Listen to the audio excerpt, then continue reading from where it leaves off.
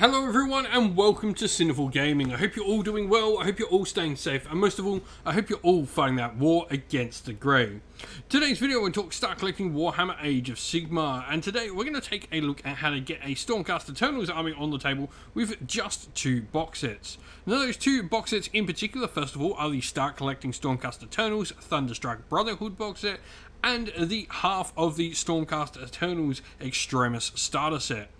Now, with this, we're going to take a look at all the models inside both box sets before exploring a little sample army list at the end of the video of 1,000 points, putting this all into practice and showing you how you can get a Stormcast Eternals army on the table nice and quick and at a decent little discount.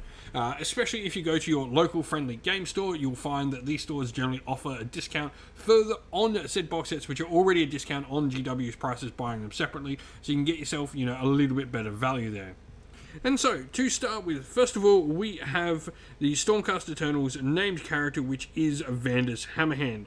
Now, Vandus Hammerhand is a Hammers of Sigmar character. He has some cool rules that are going to help benefit them. First of all, his big thing is going to be that all friendly Hammers of Sigmar units within 24 inches of him just will not take battle shock tests. Also, once per turn at the start of the combat phase, he can pick a friendly Hammers of Sigmar Redeemer unit. Redeemer units for those are Liberators, Sequitors, Vanquishers, Vindictors, and Steelheart's Champions. Unit wholly within 12 inch, and he can give them +1 attack. Now, he also has +2 attacks with his own Hammer Heldenson on a turn in which he charges, which would take him to 5 attacks at 3s, 2s, rend 1, damage 3. Add this to the claws and fangs of his mount, which for his nice Dracoth mount, which will be 4 attacks, 3 3s, rend 2, damage 2. Now, other than this, you've got Stormblast, where you can use the attack. Don't use the attack sequence. It's a 12-inch range, a single attack. Simply roll a 4+ and do D3 mortal wounds. Joining Vandus, we have a Lord Relictor. This is a pretty solid character for Stormcast Eternals. It's got a 3+ save, 6 wounds. It has the ability to just +1 to all its charging rolls. It's got the abilities of 2 prayers on its War Scroll for either Healing Storm, where you'll heal D3 wounds, or Lightning Storm, where you can deal D3 mortals and make an enemy unit -1 to hit. Now, joining these models, we have the 10 Liberators inside the box set. These are pretty much your standard first round Stormcast units. You've got Heaven-wrought weapons on them for 2 attacks at 3s, 4s, rend 1, damage 1, 2 wounds each, and a 4+ save, though add 1 to the save rolls for this unit when they've got at least half the models in their unit with the Sigmarite shields, which both these units do. You've then also got Lalo the Tyrants, where at the end of the combat phase you can pick an enemy unit that's both within 1 inch of this unit and 6 inch of an objective and roll a dice. On a 4+, they'll deal D3 mortal wounds. The next unit is the 3 Prosecutors. These are the Prosecutors here with Celestial Hammers. Now, they have a ranged attack where they can roll for 3 attacks each, 4s, 4s, rend 1, damage 1, and they also get the same amount of attacks but hitting and wounding on 3s in combat. Now they have Fly. They've got a nice 12-inch move, 4+ save, 2 wounds each, and they've got the Herald of Righteousness rule, where they can attempt to make a charge within 18 inch of an enemy unit and roll 3d6 for their charges as well. Lastly, we have 3 Retributors. Now, this isn't a full-size unit of Retributors. If you did want to get a full size of Retributors, I'd suggest going and looking on something like eBay or a buy, swap, sell site to find literally these 3 Retributors again and build yourself a unit of 5. But Retributors, if you can find yourself another 2 and get yourself a unit of 5, are a really fun unit on the table. They're a Paladin unit. They've got 3 wounds each on a base 3+ save. They have 3 attacks with their Lightning Hammers at 3s, 2s, rend 2, damage 2. But each time they roll a 6 to hit, they just do 2 mortal wounds and the attack sequence will end. Now, then we have the Extremis starter set. And I want to say before this, if you're splitting with your friend, it is always best to grab the Extremis starter set for the Cruel Boys half for your friend. But you could certainly get the Harbinger set as well, which contains these exact same miniatures for the Stormcast. You won't get any of the terrain in the box set or anything like that, though. So just something to consider if you're maybe trying to cheapen up the cost for yourself and you're not as keen on the Cruel Boys and just want to move them on, then that's probably the way to go, grabbing the Harbinger set. But it does contain, first of all, a Lord Imperator, which is another Stormcast Eternals character, and a really fun one at that. Now, the Stormcast Eternals Lord Imperator, his big thing is once per turn, this unit can issue a command without a command point being spent. I think this is just a really solid ability. He also allows a Thunderstrike unit to come in from reserves using the Signs of the Storm ability 7 inch away each turn, which is also really nice. Now joining him we have 5 Vindictors. These are another one of our Redeemer units, so definitely benefit from Vandus Hammerhand on the table. They've got their Storm Spears, which are 2 inch range, 2 attacks, 3/3s, run 1, damage 1, but each 6 to hit will do a mortal wound and the attack sequence ends. They've also got their Standard Bearer, which will add +1 to their Bravery, taking them to Bravery 8, and they've got a 3+ base save with 2 wounds each.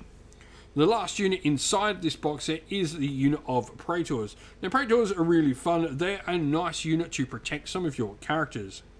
They've got the Rule Soulforged Guardians at the start of the first battle round. Before determining who has the first turn, you have to pick a Stormcast hero on the table, and they effectively become the bodyguard for that hero.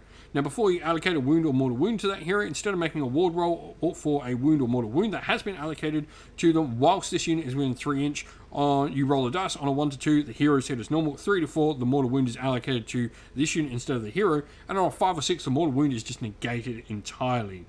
They also have a decent combat profile with 3 attacks at 3/3s, run 1, damage 2, and they've got 3 wounds on a 3-up save as well. And so here we have our sample army list playing in the Stormhost Hammers of Sigmar, because that is where Vandus is from, meaning he's going to get all the benefits from playing in the Hammers. Their big ability is they can gain a ward save whilst they're near objectives, but they have to be wholly within range of a single objective to get the ward save. They can't sort of mix and match objectives to get the ward save. Now, they are going to go for the Grand Strategy tank what's theirs. This is pretty cool when we've got things like a teleport in the army and also the ability to keep units in reserve and bring them down on the table wherever we want. Our Triumph, as we're 40 points under, is inspired for +1 a wound, a really solid Triumph to take for Stormcast.